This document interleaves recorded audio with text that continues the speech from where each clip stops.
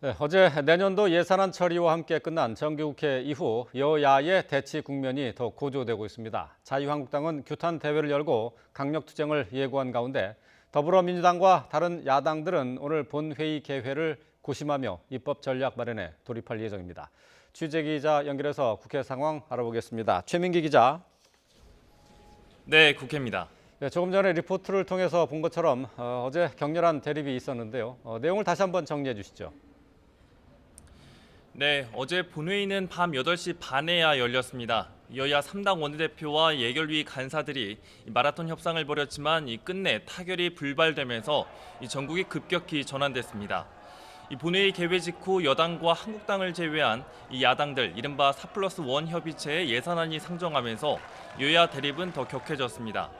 한국당은 4+1은 세금 도둑이라며 강하게 항의하며 자체 수정안을 제출하기도 했지만 저지에는 끝내 실패했습니다. 결국 4+1 협의체의 내년도 예산안 수정안은 재석 162인 가운데 찬성 156명으로 이변 없이 통과했습니다. 여기엔 장관 겸임 의원까지 표결에 참석하면서 민주당이 127명 모두 찬성표를 던졌습니다. 이어 바른미래당 당권파 10명과 정의당 6명 전원, 그리고 민주평화당과 대한신당 등 의원들 13명이 예산안 통과에 힘을 모았습니다. 내년도 예산안이 통과하자 한국당 의원들은 국회의장실로 몰려갔습니다. 안으로 들어서려는 한국당 의원과 막아서는 경호원들 사이에 몸싸움이 벌어지면서 이로 인한 갈등은 밤 늦은 시각까지도 한동안 이어졌습니다. 네, 어제 정국회 본회의 마지막 날 후폭풍이 오늘까지도 거센 것 같군요. 네, 그렇습니다. 4+1 협의체의 수정 예산안이 통과하자 허를 찔린 한국당은 크게 반발하는 모양새입니다. 법적 권한이 없는 날치기라는 겁니다.